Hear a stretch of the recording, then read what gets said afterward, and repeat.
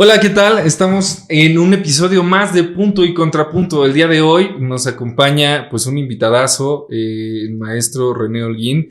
Pero antes de eso vamos primero a mencionar el tema del día de hoy. Latinoamérica vibra entre dos pulsos: libertad y justicia, mercado y Estado, promesa y decepción. Y en medio, dos pueblos completos buscando dignidad. Esto es Punto y Contrapunto, y hoy nuestro invitado René Holguín, joven, politólogo y lector de Tiempo Político. ¿Cómo estás, René? Hola Omar, buenos días. Pues primero que nada, muy agradecido por darme este espacio y compartirme un poquito de tu tiempo para pues llevar a cabo esta charla que evidentemente es muy actual. Claro, actual lo podemos ver desde dos puntos de vista, ¿no? Nosotros sabemos, para tener un poco de contexto, René también fue uno de mis maestros de la carrera. Él tiene esta forma tan única, ¿no?, de ver la política desde el punto de vista liberal. Sin embargo, también en los contextos históricos que desenvuelven no solo la parte liberalista, sino también la socialista, en una construcción de ideas. Hoy vamos a desentrañar eso, desmenuzar dos banderas ideológicas completamente diferentes. Unos se inclinan a las calles y otros a las urnas, otros se inclinan a lo que hoy son las protestas. Estamos en el marco de la fecha donde se vivieron varios movimientos sociales, principalmente aquí en México, ¿no? Pero, ¿de qué hablamos cuando se habla de socialismo y liberalismo el día de hoy? Bueno, primero hay que tomar en cuenta que socialismo y liberalismo pues es una lucha ideológica que no es tan reciente. Podemos hablar del contexto de la Guerra Fría, pero para tomar las bases tenemos que hablar desde Adam Smith con La riqueza de las naciones hasta Carlos Marx, claro, con el manifiesto comunista. A partir de ahí, ¿desde dónde podemos partir? Desde 1917 en Rusia. Okay. ¿Con qué? Con la Revolución Rusa, el nacimiento de la Unión Soviética y el primer experimento en la Tierra sobre las ideas de Carlos Marx, que obviamente, como iremos viendo más adelante en esta plática que vamos a tener, muchísimos más del 50% o el 50% de los países en el mundo lo han llevado a cabo. Claro. Y bueno, vamos a ver los resultados, ¿no? Tanto del socialismo como un poquito del liberalismo. En sus tendencias socialistas, porque por ejemplo, ahorita mencionaba, ¿no? O sea, sí, varios países han implementado las ideas del socialismo, principalmente del socialismo hablando desde la tendencia ideológica, ¿no? Que primero, para entender a Carlos Marx, dice, bueno, hay que leerlo, ¿no? Sí. Pero también hay que entender de dónde nace, ¿no? Que es de la fenomenología del espíritu de Hegel, ¿no? Que es todo un tratado filosófico acerca de la igualdad y la equidad entre los seres, ¿no? Desde un punto de vista espiritual o del espíritu, ¿no? De qué le toca a cada quien, qué le corresponde a cada uno, etcétera, etcétera. Sin embargo, Marx lo lleva hasta el materialismo histórico, ¿no? Donde nace una corriente ideológica que se implementa. Yo puedo decir que la más funcional, Vietnam, ¿no? Tal vez un poco China en la época de Mao, hasta cierto punto. Okay. Pero Rusia, yo siento que más bien es la primera potencia que lo lleva a los últimos límites, ¿no? Entonces, ¿qué significa hoy eso en la historia y principalmente en los países de Latinoamérica, que es donde más impacta? Mira, efectivamente tocas personajes bien importantes que desgraciadamente muchas veces no conocemos de ellos, como Mao, como lo que sucedió con el Vietcong en Vietnam, exacto, con la intervención de Estados Unidos, pero bueno, ya lo platicaremos. ¿Qué sucede con América Latina? Bueno, pues nuestro primer experimento socialista, porque también hay que tener algo bien en claro. En el manifiesto, Carlos Marx y Engels nos dan los 10 puntos para llegar al comunismo. Nunca nos dijeron cómo llegar al comunismo. Okay, también hay que tener algo bien claro. Ningún país ha logrado llevar a cabo esos 10 puntos. ¿Por qué? Porque quedan destruidos. Pero bueno, ya lo iremos platicando, no me voy a adelantar. ¿Qué sucede en América Latina? Bueno, tenemos 1959, la Revolución Cubana, con Fidel Castro, y que al final se termina aliando con la Unión Soviética. Y que por esa situación, también ya lo vamos a platicar más adelante, nos surge esta situación del embargo, y que hasta el día de hoy el embargo que en teoría tiene Cuba es quien lo tiene en esta pobreza, ¿no? Pero bueno, ya nos encargaremos un poquito de decir cuál es la realidad, porque te puedo adelantar que Cuba, con quien es su primer socio comercial, es Estados Unidos. Estados Unidos, entonces, yo creo que el principal culpable de la pobreza en Cuba es la dictadura. La dictadura que nace también entre controversias, ¿no? México también es parte de estos actores políticos que pues digo, el Che Guevara estuvo viviendo en México mucho tiempo, también con Fidel Castro, ¿no? Sí, con Raúl. Con Raúl, que México ha sido también, digamos, este paradigma, ¿no? Entre, bueno, siendo vecino de Estados Unidos, ¿no?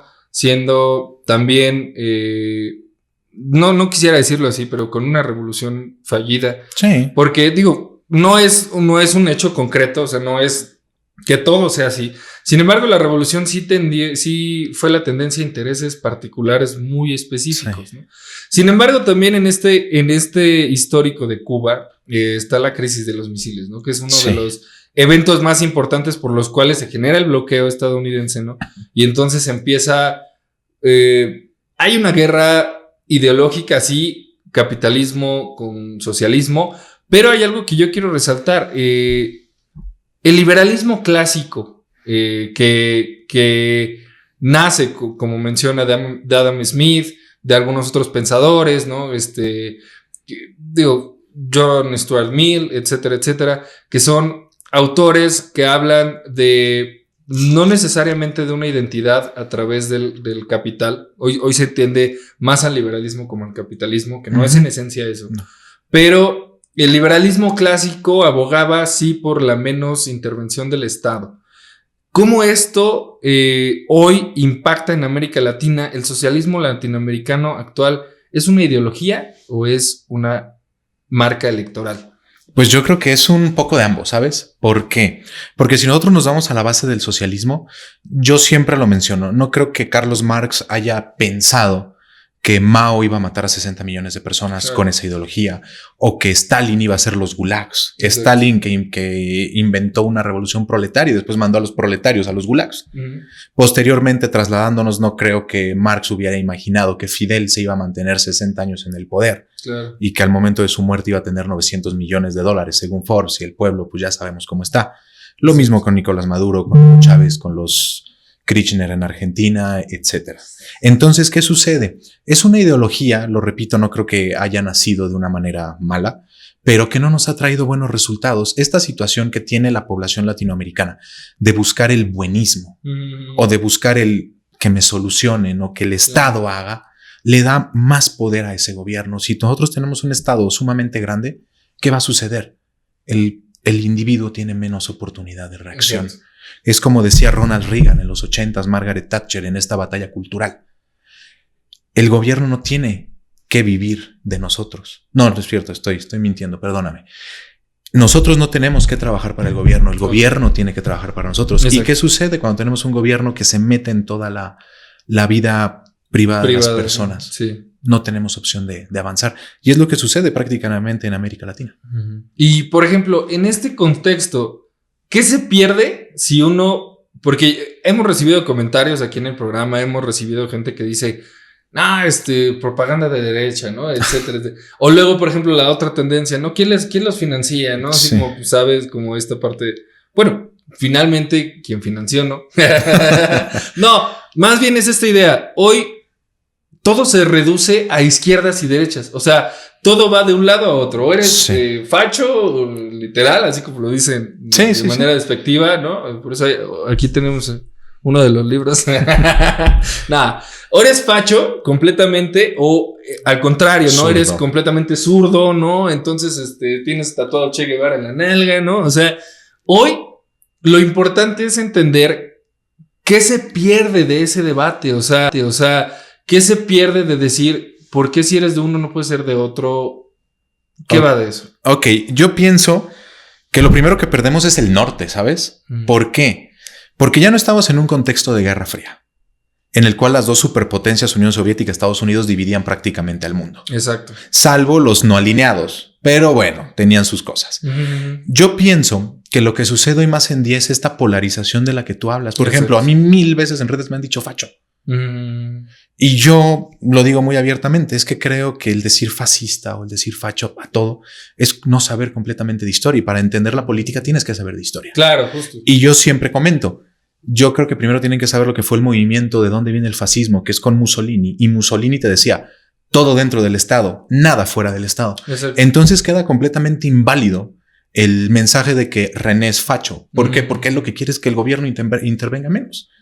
Entonces es una disonancia cognitiva que azota a toda América Latina. ¿Por qué? Por esta falta de conceptos claros. ¿Por qué? Porque el socialismo se ha insertado tanto en la sociedad que creemos que algo que esté en contra, en este caso la libertad, si yo te preguntara, ¿estás en contra de la libertad? Yo creo que el 90% de la sociedad nos diría que no. Que no, claro. Pero tal parece que en este sistema de ilusiones, en este sistema de que el gobierno me solucione todo, perdemos toda la libertad. Bien decía Alexis de Tocqueville. La libertad se puede perder en una generación y puede ser sin que nos demos cuenta. Hoy las redes sociales hacen digamos, un paradigma en esta cuestión, ¿no? Porque tanto se habla de igualdad y en los términos de a cada quien lo que le toque, pero de manera igualitaria, ¿no? O sea, todas las mismas oportunidades. Cosas que también ha hecho el socialismo o las tendencias de izquierda, que es educación pública, ¿no? Que es hoy salud pública en México, ¿no? Que muchos de nosotros de hecho acudimos en algunos momentos, ¿no? En algún punto quizás hasta para una emergencia, ¿no? A la salud pública. Hoy, todo esto que en su momento ganó la izquierda también, ¿no? Los apoyos sociales, que últimamente ha sido como más en un estado de benefactor, que lo hablamos también con Franco, que es más bien ni siquiera es un estado benefactor, es como un rasgo de un estado benefactor, no es realmente el estado benefactor. Pero estas imágenes de lo que vivimos en México las vivimos también en Venezuela, en Chile, en Brasil. En su momento, Salvador Allende, del cual se le atribuye la frase, ¿no? De ser joven y ser revolucionario es una contradicción hasta biológica, ¿no? Y hay otra tendencia, ¿no? Que es, bueno, ¿cuánto hemos avanzado con las políticas de izquierda, ¿no? O sea, yo creo que el equilibrio está hoy, por ejemplo, en Argentina, con el ultraliberalismo, las reacciones que tienen que ver más, por ejemplo, con una tendencia de vamos a reestructurar completamente la visión del país, hacerlo completamente libre, completamente autónomo, ¿no? Siempre y cuando esté respaldado de una de las naciones más poderosas del mundo, ¿no? Sin embargo, en este sentido, ¿cuál es la emoción del pueblo en cada uno de estos países, en cada de uno de estos contextos? Brasil, con Lula da Silva, etcétera, etcétera. Hoy, ¿qué se vive en los países latinoamericanos? Ay, es una situación bien complicada. Te voy a decir por qué. Porque si nosotros nos vamos al socialismo, populismo, puede ser, porque ojo, populismo hay de las dos corrientes. Claro, sí, justo. Pero se adecua muchísimo más al contexto izquierdo. ¿Por qué? Porque es la intervención estatal. Entonces, ¿qué sucede? Nosotros nos podemos ir con Getúlio Vargas en Brasil, con Perón en Argentina, que siguió de Alberdi, porque Alberdi era liberal y logró tener a Argentina en el top 10 de los países más prósperos del mundo. Exacto. ¿Qué sucede? Llega el peronismo, llega el estatismo y se acaba todo. Pero bueno, te lo comento. ¿Qué sucede en América Latina? Tenemos esta situación de idolatrar mesías políticos. Es justo a lo que quería llegar. Es el líder carismático. Y podemos tener un líder carismático en cada país. ¿Qué sucede? Vuelvo a la ideología. Esta idea de la igualdad que tú mencionaste, yo pregunto honestamente, ¿igualdad en qué? O sea, ¿por qué no puedo dar igualdad de oportunidades? No puedo ver a Cristiano Ronaldo y decirle, oye, pues bájale un poquito a tu nivel para que todos los demás te alcancen. Exacto. No, es el mercado que le paga a él. O no puedo decirle a Luis Miguel, oye, no cantes así. ¿Para qué? Para que los demás puedan cantar. Claro, exacto. Claro. Sí, justo. Entonces eso es algo que se demoniza mucho en la región, ¿sabes? Y por eso pedimos igualdad. Bien lo decía Milton Friedman. En la sociedad que busca la igualdad sobre la libertad va a perder ambas. Claro. Entonces, ¿qué sucede en Venezuela? Perdieron ambas. Por un sistema que decía Hugo Chávez, el socialismo del siglo XXI, que ojo, del siglo XXI nada más tiene el nombre, porque la receta es la misma. Exacto. Y es la misma que ha fracasado en todos los países. ¿Qué sucede? También algo bien importante y que vivimos mucho en México, los recursos naturales. ¿Por qué no el liberalismo no entra? Porque tenemos miedo a que se pierdan los recursos naturales. No hemos escuchado muchas veces el petróleo, todo, y que los queremos proteger, que porque el capitalismo es el que nos ha hecho pobres, etcétera. Yo tengo una receta bien clara. Hay que hacerle como los bolivianos, que sus recursos naturales los tienen abajo de la tierra y nadie los saca. Entonces, pues no hay mejor manera de protegerlos. Claro. Pero también la situación de Bolivia no es muy buena. Sí. Si todos estos países que utilizan esta ideología funcionaran, créeme que todos migraríamos para allá. Okay. Todos en América Latina acusamos a Estados Unidos, ¿no?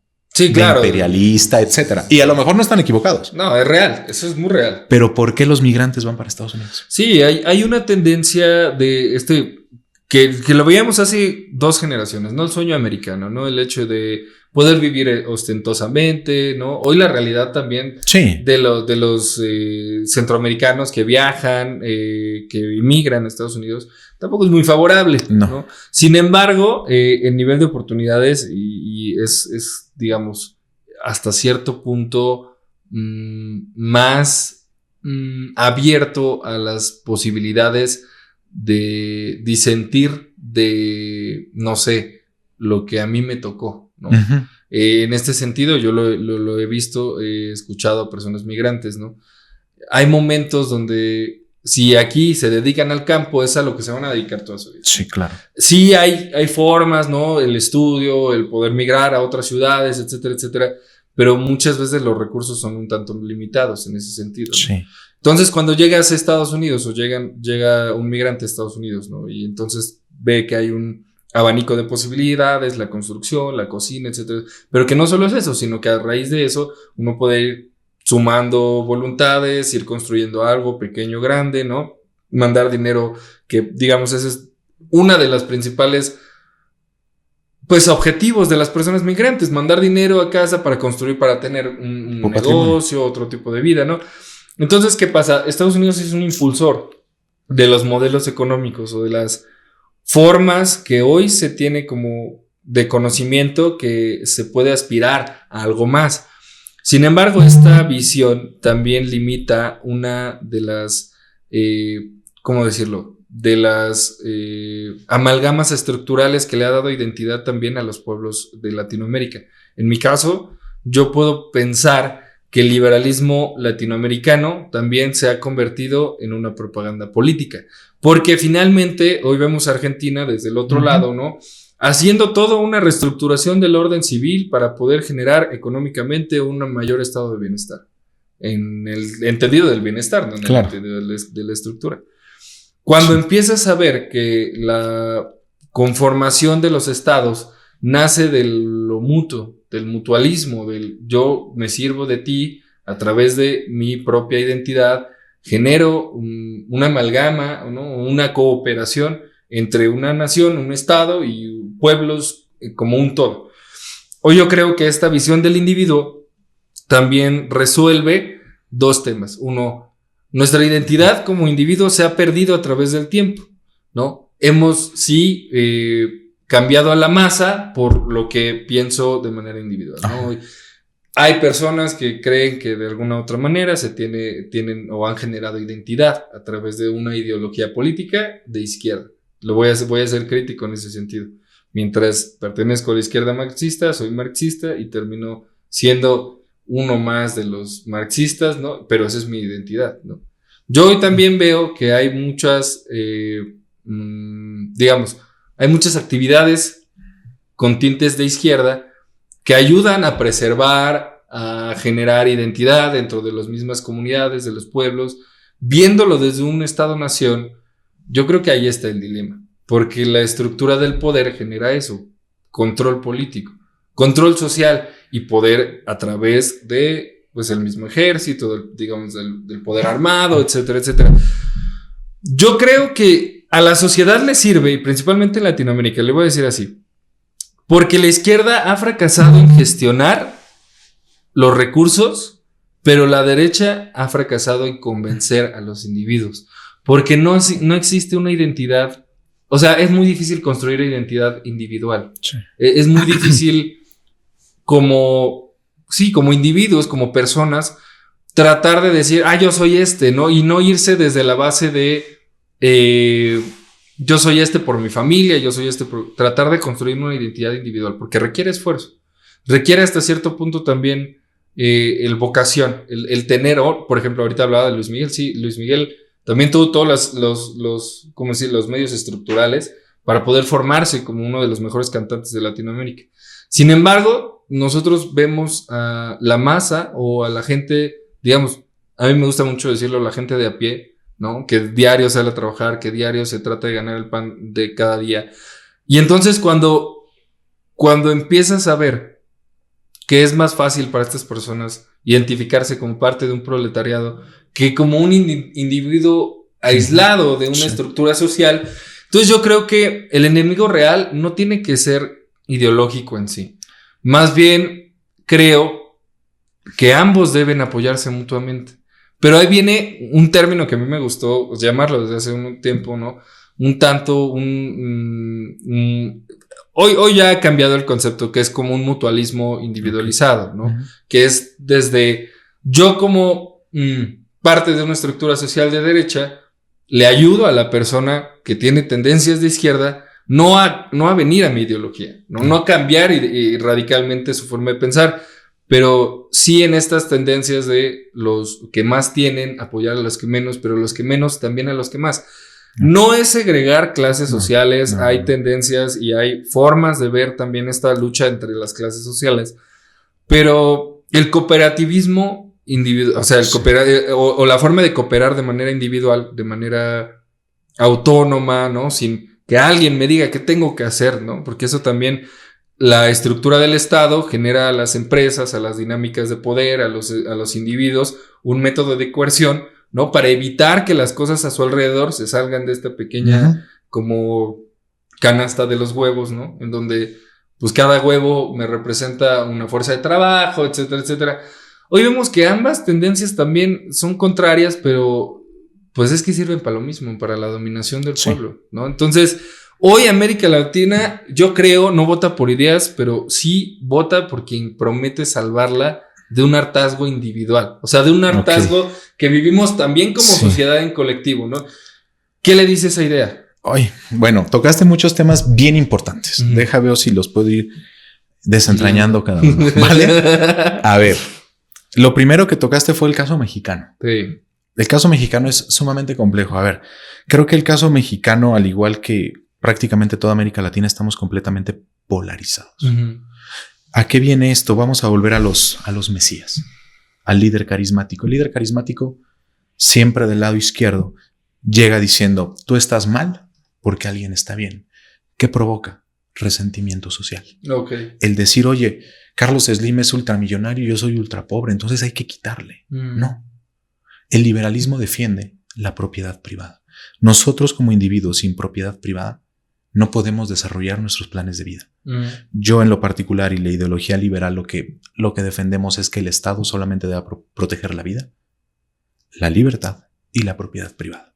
Porque teniendo esta base uno puede desarrollarse de una manera correcta. Yo no puedo pensar qué voy a hacer a 5 años si no sé si al gobierno se le va a ocurrir expropiar mi casa.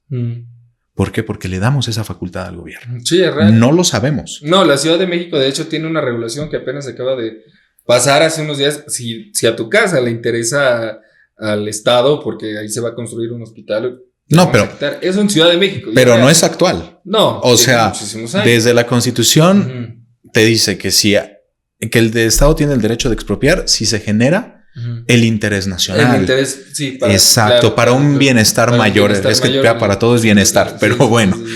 Entonces, desde ahí estamos mal. ¿Por qué? Porque yo puedo construir o no puedo construir, pero ¿qué incentivo tengo? Hasta que un día llegue un presidente como Hugo Chávez y se plante y diga, ¿de quién es esto? De René, exprópiese, exprópiese, exprópiese. No tenemos la necesidad de llegar a eso. Por eso insisto, necesitamos un gobierno más pequeño. No un gobierno que entre en todo. Hablabas de los migrantes. ¿Qué sucede? ¿Por qué la gente migra? Porque su país, su gobierno, no le da las suficientes armas para poder desarrollarse. Ya sea porque no le garantiza la vida, la propiedad privada o la libertad. Por eso se van.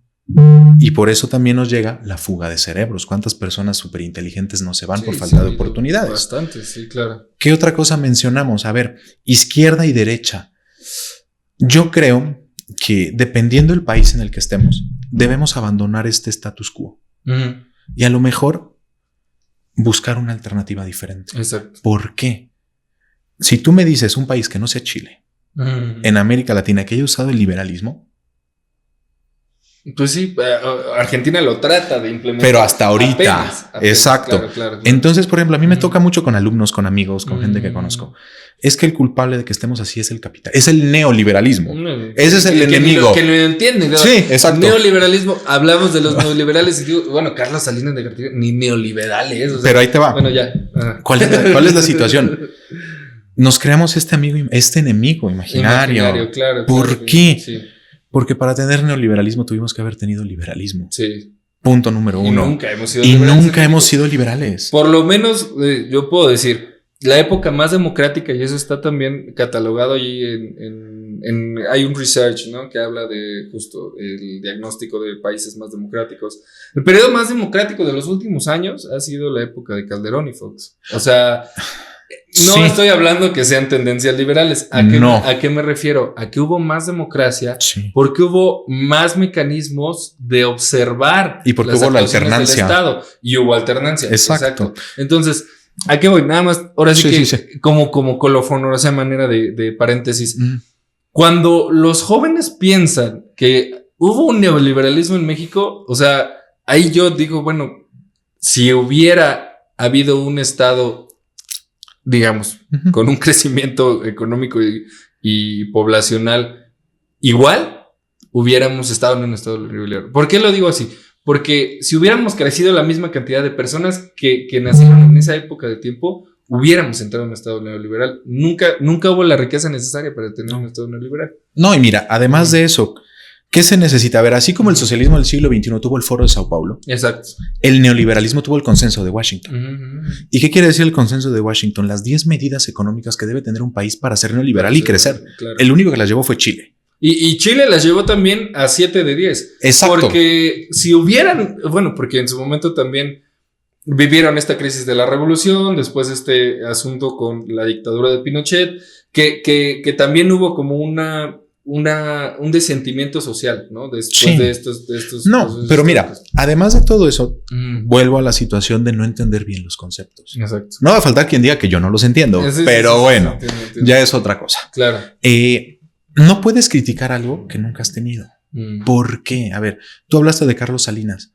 Me voy a ir un poquito más atrás. ¿Cuándo empieza a surgir este populismo, esta intervención superestatal en México? 1977 con la reforma electoral que apertura todo el sistema político. Exacto. Porque entonces el PRI, que era el que dominaba todo el panorama político en México, tuvo que ayudarse de esta situación que Gramsci hablaba de la batalla cultural. Oye, ¿qué quieres? Yo te lo doy. Claro, que incluso yo lo digo en tono de burla. Hay políticos que dicen, te construyo el puente, pero no tengo río. No importa, te construyo el río. Total para que votes por mí. Claro. Entonces desde ahí va surgiendo. Carlos Salinas, el neoliberalismo, los tecnócratas, todo este enemigo que 20 años, 30 años después nos seguimos inventando. Yo pienso, bueno, y no lo pienso, lo veo en la realidad. Si nosotros tuviéramos liberalismo o neoliberalismo, imagínate la posición tan privilegiada que tiene México. Sí. Estando en medio de los 2 océanos más importantes del mundo, siendo vecino de una de las máximas potencias, y no la máxima durante muchísimo tiempo, porque hoy China, si no lo rebasó, ya le está pisando los talones. Exacto. Pero eres la entrada del Atlántico y la entrada del Pacífico. Puedes comerciar con todos. Sí, que es el canal del Istmo de Tehuantepec. Puede ser también. Sí. ¿Y qué nos enseñan? Que el abrirnos está mal, que la competencia, que el intervencionismo extranjero está mal. Y puede ser. Pero a ver, vuelvo a lo mismo. Pues entonces hagámoslo como los bolivianos, pues dejemos el petróleo enterrado. Y seguimos igual. Claro. Entonces, sí, va a haber intervención extranjera, pero ¿quién va a ser el beneficiado? El consumidor. Porque el consumidor quiere precios más bajos y mejor calidad. Y aquí yo creo que entran dos paradigmas dentro de este último tercer bloque, ¿no?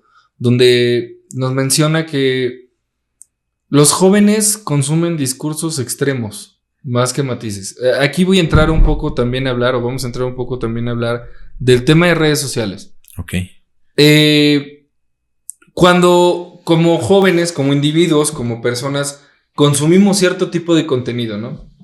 Yo creo que desde estas ideologías, ¿no? Que finalmente, este libro, digo, tendiente al fascismo, digamos, tiene una estructura discursiva que le gana a cualquier libro de cualquier otro autor contemporáneo, ¿no?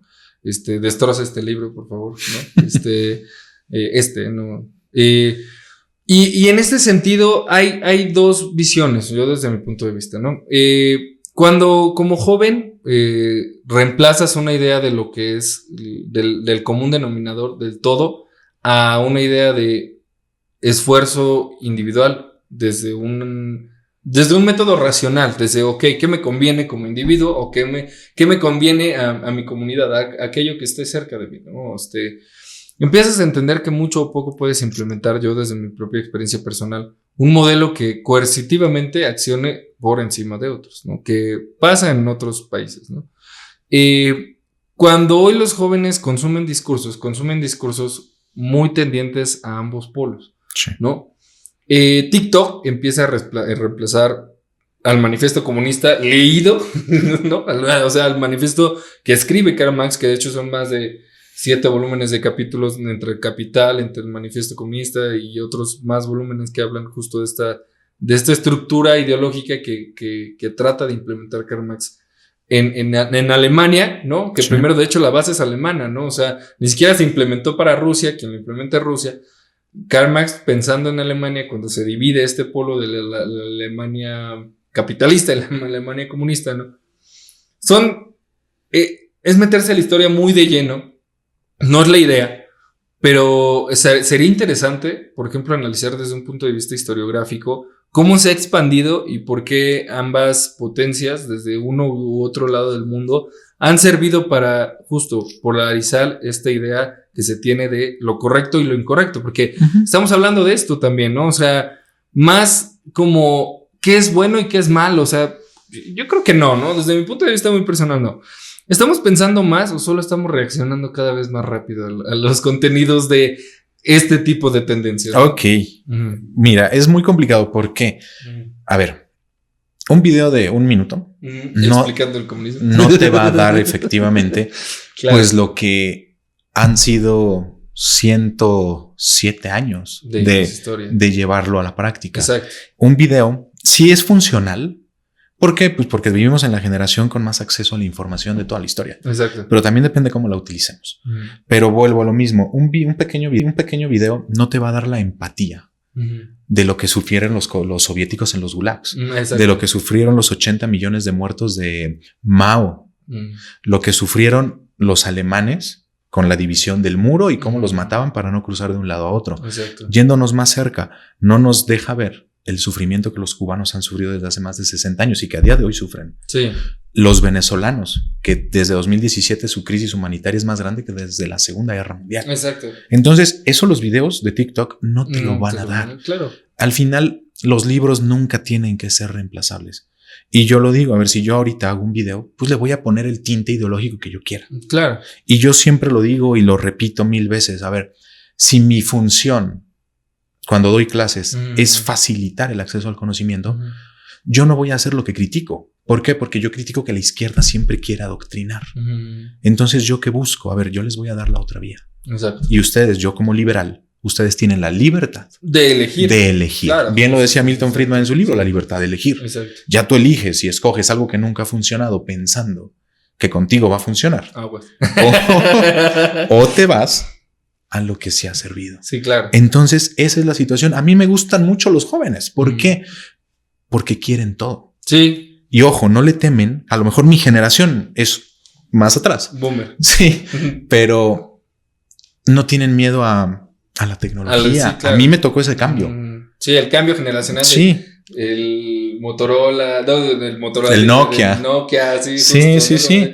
Sí. Sí. Entonces, hoy los chicos tienen el conocimiento aquí. No, y ya la generación, por ejemplo, que me sigue a mí, ya nacieron con la tecnología. Exacto. O sea, ya ni siquiera tuvieron que adaptarse a los modelos tecnológicos. O sea, ya apenas, ahora sí que, igual un paréntesis. Tuve la oportunidad de ver, hay un Internet Archive, que es un archivo y que hay discursos de Adolf Hitler, ¿no? O sea, está interesantísimo, ¿no? Porque no se tiene acceso a ese tipo de cosas en la web común, ¿no? Claro. O sea, ni siquiera en los archivos históricos de las de los museos que tienen como este tipo de contenido, ¿no? Pues es un contenido muy censurable, ¿no? Sí. Sin embargo, el verlo desde también el punto objetivo de, ok, ¿qué sucedió? Porque eran financiados por capitalistas, Sí. Era financiado por imperialistas también, pero la corriente ideológica que acompañó fue un socialismo, fue un ¿Cómo se llama? Nacional socialismo. Y no solo por el nombre, porque la tendencia, después de haber visto el discurso y ver la forma de control político, es lo que hoy también denominamos, no sé, una visión del todo para los todos, ¿no? Sí. Algo también que me gustaría resaltar es uno de los grandes frases de la Revolución Francesa es libertad, igualdad, fraternidad, que hoy la retoman también otras corrientes de pensamiento. Cuando tendemos a ver que una está por encima de la otra, yo desde mi punto de vista, estamos mal. ¿Por qué? Porque no es más la igualdad que la fraternidad, ni es más la libertad que la igualdad, y a su vez, ¿no? Cada uno de estos, ¿no? Si hoy no vemos por el otro, no podemos pensar en el individuo como un todo. ¿Por qué? Vi algo muy curioso, ¿no? El video de que Carlos Slim está en una conferencia en una universidad que dice, yo no voy a dejar mi riqueza, yo voy a dejar mi trabajo. Se tiene mucho el estigma del dinero. El dinero no es malo. Hay gente que no entiende que el dinero también tiene un trasfondo espiritual. Cuando Karl Marx hace el materialismo histórico a través de las ideas de Hegel, que habla del espíritu, que fue con lo que iniciamos esta conversación, habla justo del trabajo como el ente espiritual, como digamos, viéndolo desde un punto hasta esotérico, ¿no? El trabajo como el esfuerzo físico. En ese momento eran otras tendencias, aunque hoy ya se han tecnocratizado, se han mejorado los procesos, siguen siendo similares, pero eran otras tendencias en el sentido del esfuerzo físico y el trabajo remunerado. Sin embargo, verlo desde la base del trabajo, en vez de verlo desde la base del dinero, crea dos fines distintos. Entonces el trabajo tiene un fin que es el dinero, pero entonces el dinero se vuelve el fin. Y entonces, cuando lo vemos desde el punto de vista liberal, el dinero es un medio. Sí. ¿No? El dinero es una fórmula, espiritualmente es la base para conseguir un objetivo. Que el liberalismo yo creo que tiene que mejorar sus objetivos, desde mi punto de vista. Sí, esa es mi crítica con respecto al liberalismo. ¿Por qué? Porque los objetivos no es acumular, desde mi punto de vista personal. Porque suceden muchas tendencias. John Stuart Mill también lo refiere en algunos de sus libros, no necesariamente desde la acumulación, sino desde el preservar la riqueza. La preservación de la riqueza, esencialmente en muchas tendencias es acumulable, ¿no? Pero ¿qué pasa en esta visión, ¿no? El dinero es un medio. Entonces yo ahí le doy el voto de confianza al liberalismo. El dinero es un medio que permite llevar de un lado a otro mi propia ideología individual a un mejor fin, ¿no? El fin, el que sea, te digo, yo preferiría que los liberalistas cambiaran sus fines, ¿no? Pero yo siento que dos cosas. Las ideologías envejecen, las necesidades son del diario. O sea, el mercado, si no existe una visión humanizadora del mercado, y no desde el mercado, porque digo, el mercado se tiende a muchas cosas. Sí. El mercado más capitalista radical, ¿no? Si no se humaniza, si no tiene alma, no va a funcionar. Y si el Estado no tiene límites, tampoco. O sea, es una realidad que hay que tener un equilibrio muy pensado, muy difícil de alcanzar. Sí. ¿Qué piensas de eso? Ay, ok. Está fuerte, pero a ver. Ajá. Yo creo que el problema que tenemos los liberales, y yo me incluyo, sí, quizá no sea tanto de objetivo, ¿sabes? Porque yo creo que la libertad es el fin mismo de la humanidad. Exacto. O sea, no creo que... Yo también lo comparto. Así. No creo que, y vuelvo a lo mismo, al discurso, no creo que el neoliberalismo sea malo, porque nadie está en contra de la libertad. Ok. Yo creo que lo que tenemos que hacer los liberales, y por eso agradezco estos espacios, bien. Es hacer lo que hacen los socialistas. Se despiertan y su discurso. Y nosotros no. Sí. Nosotros no lo hacemos. Nosotros no salimos de ciertos espacios. Y los socialistas los ves en todos lados. En todos lados. Entonces ellos han llevado su ideología a una propaganda brutal. Claro. Y nosotros no. ¿Por qué los liberales llegan al poder tocando el tema de Argentina? Por el hartazgo de la sociedad. A ver qué sucedió con los Kirchner. Corrupción total. Sí. Toda la familia metida en el Argentina estaba podrida en corrupción. Y luego llega Milei y quieren que Milei dé resultados luego de una ideología nefasta que no trajo resultados en 20 años. Evidentemente no te va a dar resultados en 2 años. Sí, no. Y lo primero que se tiene que hacer es hacer una terapia de shock. Pues claro que va a haber inflación para poder regular todo lo que hicieron. Sí, eso mercadológicamente y de hecho administrativamente funciona. Y por eso hoy en día Argentina, si bien sigue teniendo inflación, no tiene la inflación de 2000, 3000 o como la de Venezuela, que ya es estanflación, hiperinflación, por todo el gasto gubernamental. Exacto. ¿Qué sucede? Nuestro gran enemigo, y lo digo como liberal, es que a lo mejor no conectamos con las emociones, ¿sabes? ¿Por qué? Porque la emoción es todos somos iguales. Y no, ¿en qué tenemos que ser iguales? En la justicia. Tiene que haber un Estado de Derecho. Exacto, creo que eso es lo más esencial. ¿Por qué? Sí. Porque yo tengo que ser igual ante la ley. Si yo hago un error y el hijo del presidente hace el mismo error, nos tienen que juzgar igual. No tengo que ser igual en las cosas materiales. No tengo que ver cuántos balones de fútbol necesita Omar, cuántos necesita René, cuántos PlayStations. Sí, no. Eso no es cierto. Exacto. Si lo vuelvo a decir, si las políticas redistributivas igualitarias funcionaran, pues vámonos todos a Cuba. No, y es que la redistribución es, yo desde mi punto de vista, una falacia. Es una falacia. Y además, efectivamente, a ver, ¿por qué tenemos que redistribuir? Sí. Lo que tenemos que hacer es crear. Generar. ¿Y cómo se genera y cómo se crea? Dándole la pauta y dándole la apertura a los empresarios, porque ellos son los únicos que generan empleos. El gobierno no te genera empleos. Sí, no. El gobierno lo que te debe generar es la oportunidad de que vengan empresas extranjeras, exacto, de que hagas acuerdos, tratados de libre comercio que también hemos satanizado cuando ni siquiera son de libre comercio. Sí. Pero esa es la situación. Tú hablabas del dinero. El dinero es el mejor método que ha existido para el intercambio de bienes. Exacto. Si yo, René, soy bueno para hacer algo, pues alguien me lo va a comprar. Entonces, esa es la mano invisible del mercado que nos decía Adam Smith. Cada persona que tiene un recurso lo va a intercambiar por un bien o un servicio. ¿Qué sucedería si ahora decimos, vamos a fijarnos en las necesidades? Que ojo, está bien. Pero entonces nunca hubiéramos pasado de letrinas a inodoros, porque toda la gente que trabajaba cavando letrinas se quedó sin trabajo. Entonces siempre tiene que haber un cambio, pero hay que elegir el cambio que haga girar a los países. También lo dice Milton Friedman. Tenemos que ver lo que los países ricos hicieron para llegar a ser ricos, no lo que hacen cuando ya son ricos, porque nunca los vamos a igualar. Caso mexicano, yo creo, por ejemplo, a mí me decían mucho cuando yo estudiaba todavía que la reforma energética era de intervención extranjera. Yo decía, no. ¿Por qué? Porque lo único que cambió fue la etiqueta de las gasolinerías. ¿Quién sigue distribuyendo la Pemex?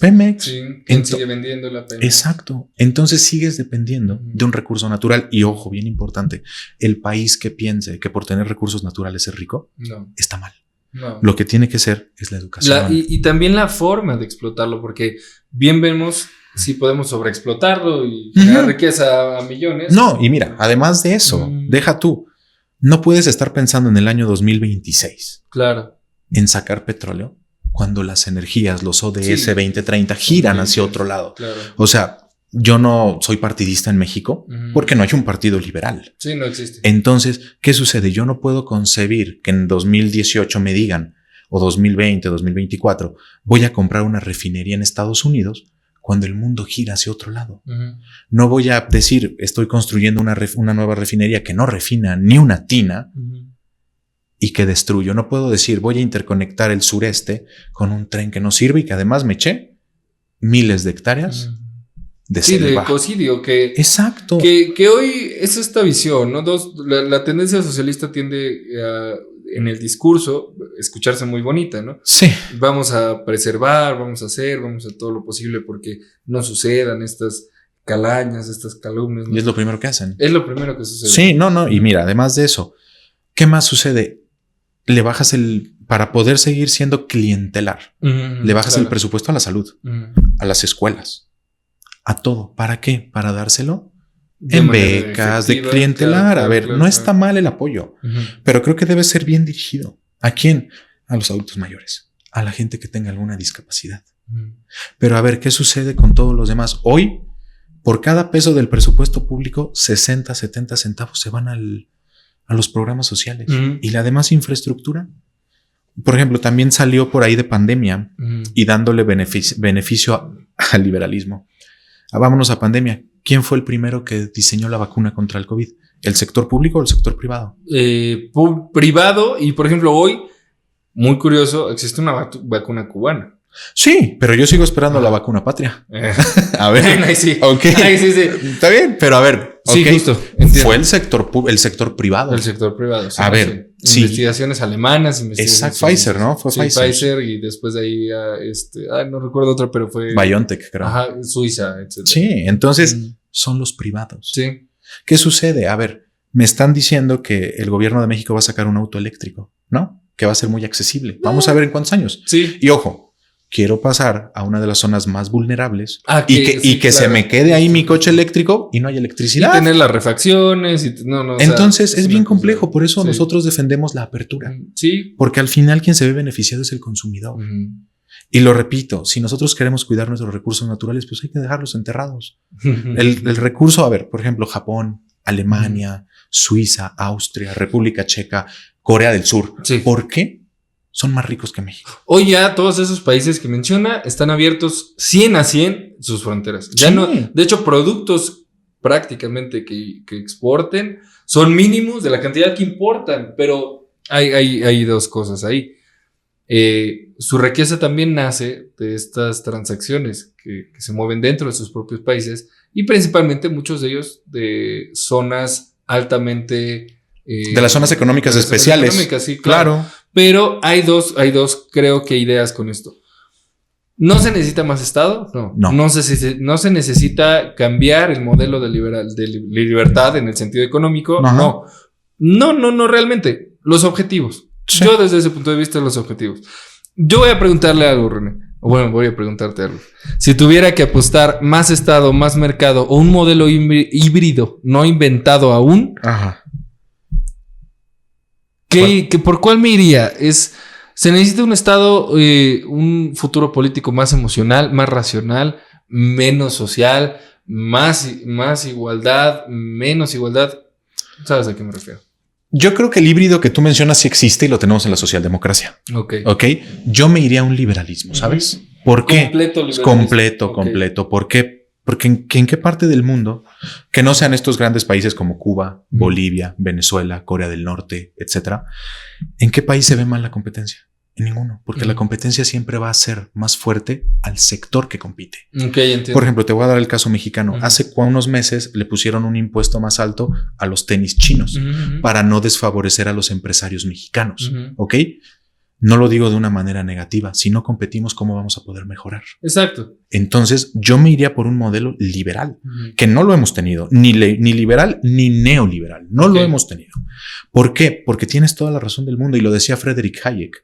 Mientras más poder le demos al Estado, vamos caminando el camino de servidumbre.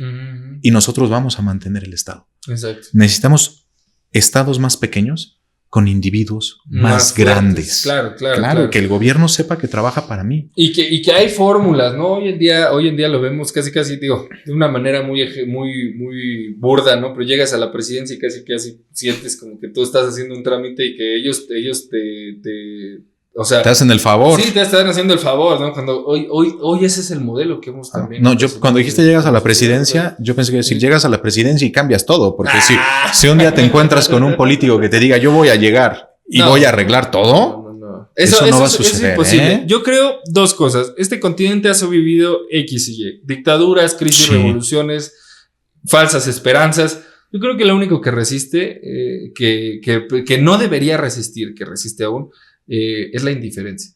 El que no hablemos, el que no digamos cosas, el que todo el tiempo vivamos en un, bueno, es que así es, ¿no? O políticamente, pues a mí que me interesa la política. Este espacio, que es punto y contrapunto, nace justo de esto. El primer episodio habla justo de por qué nos debe interesar la política, ¿no? Creo que desde las ambas posturas, liberal o socialista, que de hecho yo por ahí tengo mi corazoncito socialista, yo siempre he sido de izquierda, más por esta visión y más bien por lo que es común a todos, por lo que nos conviene a todos. Sin embargo, también a través del tiempo he ido madurando mis ideas políticas, ¿no? No existe desde el punto de vista, una sola forma de hacer las cosas. Decía Jorge Luis Borges, hay tantas Biblias en el mundo como libros en el mundo, Biblias de tendencia religiosa. Y hay tantas formas de interpretar la Biblia como personas en el mundo. Hay tantas maneras de ver de una visión de país, Sí. una visión de Estado, una visión de pueblo, una visión de individuo. Sin embargo, yo creo que abrir estas ideas desde este lado también emocional, desde que nos hace sentir el hecho de vivir en el hartazgo, ¿no? O sea, de vivir en un, o sea, de políticos, ya personajes de la vida pública, ya hagan algo, hagamos algo. Sí. Mira, dices algo bien importante como politólogo, como Claro. docente, te lo digo. Sí, sí, sí. Yo siempre llego con mis alumnos y les digo, ¿les gusta la política? No. ¿Por qué? Pues por la corrupción, etcétera, bla, bla. Y tienen la razón. Sí, exacto. Tienen completamente la razón. Pero también creo que culturalmente tenemos un grave problema. ¿Cuándo nos preocupa la política? Un mes antes de las elecciones. Sí. Y me preguntas, oye, ¿por quién voto? Oye, mano, tuviste 6 años. Sí. O sea, las elecciones, las olimpiadas y los mundiales ya sabemos cuándo van a ser de aquí hasta el año 3000. Así de fácil, Claro, ya están claro, programadas. Sí, sí, sí. Entonces lo que tenemos que hacer como sociedad es hacernos más fuertes. A ver, lo que pasó ahorita con las inundaciones. Si el gobierno no responde, ¿quién responde? La sociedad. Así de sencillo. ¿Cuántas veces no nos reunimos para dar víveres? La sociedad. Sí. Porque el gobierno no cumple con su parte. Porque está más preocupado por hacer otras cosas. ¿Como qué? Dar clientelismo. ¿Como qué? Como denostar. Como hacer esto de o eres pueblo bueno o eres fifí. No puedes vivir polarizando. Porque al final vas a dividir al pueblo. Y, por ejemplo, lo que acaba de suceder ayer o antier con el presidente, ¿no? Ajá, en Uruapan, en Michoacán. No puede ser que cualquier voz que quiera levantarse a decir que está en contra del gobierno corra peligro. Porque, lo repito, el gobierno te debe preservar la vida. Sí. No quiere decir que nos dé una patrulla o un policía cada uno, no. Pero debe generarte ese clima de tranquilidad, de seguridad. Sí, hoy no lo vivimos en No. México. México vive un narcoestado, yo lo he dicho en mi columna en todos lados, es real, vive un narcoestado y lo puedo decir así. Porque casi hay puntos de venta de droga como tienditas de abarrotes y esto no a ojos de la sociedad en general, el gobierno lo sabe. Sí. Todos lo sabemos que vivimos bajo un método y un modelo donde el crimen organizado está aliado con el gobierno, eso es muy real. Yo voy a decir 2 cosas. Abrir la grieta de las ideas, o sea, abrir este panorama desde... Es importante. Es muy importante, ya lo decían Antonio Gramsci, es la batalla cultural. Nosotros Exacto. Ahora llamamos la batalla de las ideas. De las ideas. Porque, ojo, donde florecen las ideas no aparecen las balas. ¿Y qué sucede? Lo digo con la manera más honesta del mundo y con las pruebas. No hay sector más reaccionario en América Latina que el izquierdista. Si tú no estás de acuerdo con la izquierda, te denostan, te dicen fascista, te atacan.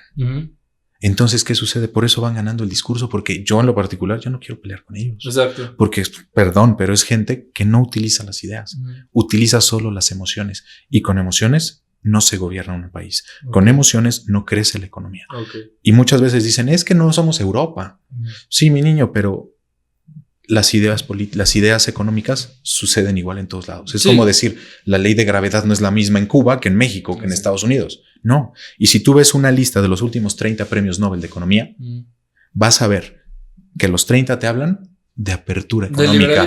Ninguno te va a hablar de una economía cerrada. Claro. ¿Por qué? Porque no puedes ser autosuficiente, porque no hay soberanía petrolera. Pues si no tienes la tecnología, por eso pagas gasolina 23, 24 pesos, porque no tienes la tecnología. No, y desarrollar tecnología te va a llevar 3 veces más. Exacto. ¿No? O sea, pero volvemos a lo mismo, es que van a venir los extranjeros, pues qué bueno. Si tú pones las reglas del juego adecuadas, te va a ir bien. Exacto. Pero si el gobierno sigue diciendo, tú, Omar, eres mi amigo, te doy la concesión a ti, pero me das esto, pues por un día vamos a llegar a los 50 pesos el precio de la gasolina. No, y compartir ideas, generar debate y hacer hacer discurso desde... Yo creo, el liberalismo es una tendencia que hoy aboga por un cambio, cosa que no está haciendo la izquierda. Yo creo que eso ya es revolucionario desde un punto de vista, no desde el punto de vista sociológico de la palabra, sino más bien desde el punto de vista etimológico y desde la visión de un cambio, ¿no? De la revolución. Sin embargo, yo creo que aún a pesar de todo, el simple hecho de generar discurso ya es una fórmula de hacer una pequeña revolución. Sí. Desde, ahorita mencionaba René, ¿no? con mis alumnos, con las personas a las que convivo, con la gente en la que me desenvuelvo en mis círculos sociales. Hoy no debemos evitar hablar de esto. No. Ahí dicen, bueno, propaganda derecha. Aunque fuera propaganda de derecha. No, hombre, y ojalá fuera propaganda y que alguien me pagara. O sea, fuera fuera de esta emoción, como dices, fuera de esta emoción de hoy estamos haciendo algo, porque se está haciendo algo.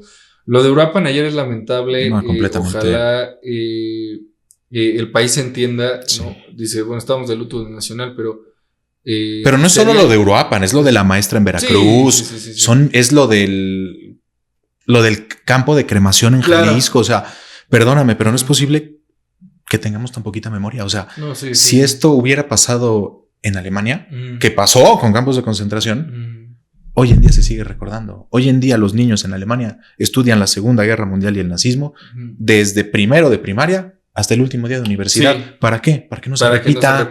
Exacto. ¿Y aquí qué hacemos? Ocultamos todo. Lo ignoramos, decimos que no sabemos por qué, quién es. Exacto. ¿No? O que son hechos aislados.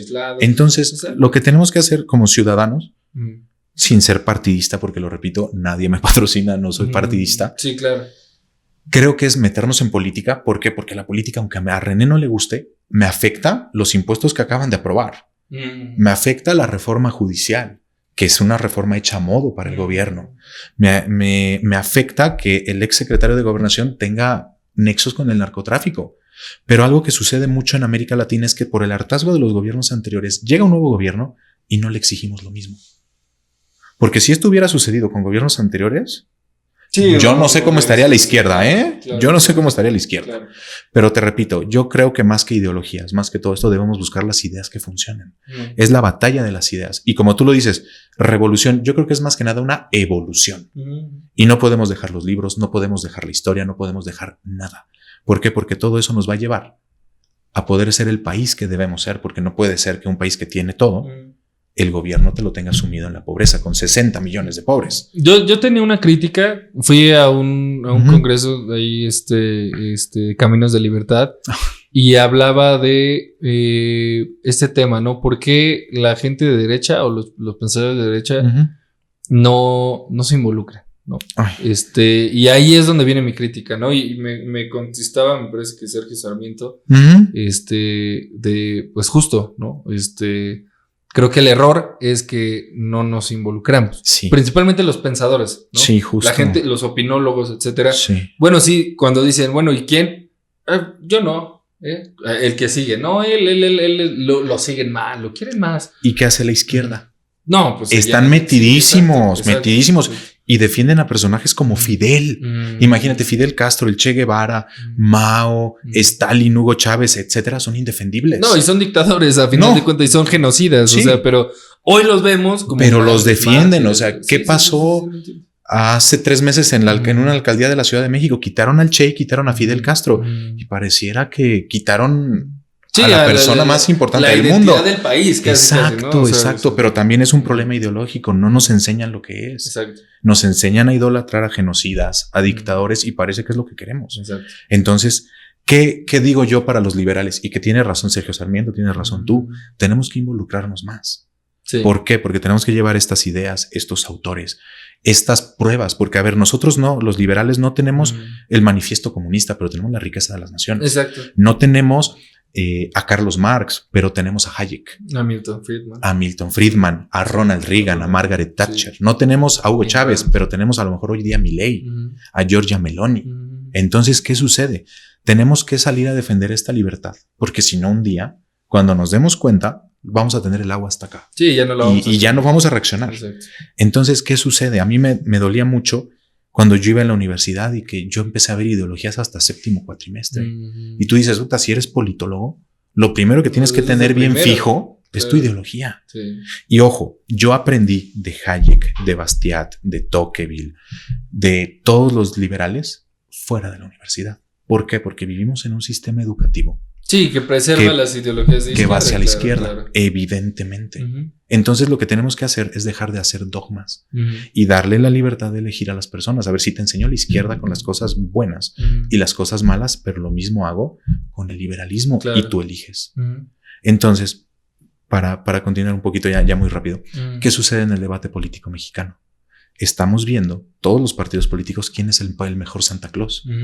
¿Quién sube el salario mínimo? Pues vamos a hacerlo bien fácil, súbelo a $1,000,000. Todos parejos. Sí, entiendo. ¿Y qué va a suceder? Vas a desalentar la actividad del trabajador, porque todos vamos a decir, tengo $1,000,000, ¿para qué trabajo? Exacto. Y se acaba el movimiento económico. Sí, claro. Entonces no es tan fácil, no son estas medidas populistas, socialistas, redistributivas las que van a llevar a que México salga adelante. No es ese el camino. Okay. No lo es. El neoliberalismo que no hemos tenido no es el enemigo. Bien. El enemigo es la falta de claridad en las ideas que hay y esta polarización que vivimos. Okay. Pues René, llegamos ya prácticamente al cierre de este programa. Me siento muy agradecido, me siento muy también motivado. Hay cosas que, digamos, como personas conocemos, pero muy pocos tenemos la identidad y la idea de decir, voy a descubrir, voy a explicarme, voy a estudiar o analizar qué es esta otra cosa que sale por ahí, que hoy muchos lo tienden al fascismo. Yo no creo que conozcan un solo ideólogo de los cuales acabamos de mencionar, de la otra política, ¿no? O de la otra tendencia. Sin embargo, hoy también veo desde mi punto también muy personal de vista que hemos sido condenados a vivir bajo nuestra propia ignorancia. Como pueblo. Dicen que hay frases, ¿no? No recuerdo bien el autor, que el pueblo tiene los gobiernos que se merece. Y es justo esto lo que hoy estamos viviendo, ¿no? Que hoy asesinen a nuestros representantes populares, porque obviamente no se van a ir a las cabezas. O sea, es obvio. Cuando asesinan justo al presidente municipal, ¿no? De Uruapan, es una seña muy clara de, pues vámonos con el que se puede. Porque hoy es muy mediático todo. Sí. Las redes sociales han hecho mediático todo. Y hoy que salgan a las calles a buscar una respuesta con lo que sucedió, para mí eso es revolución. Sí.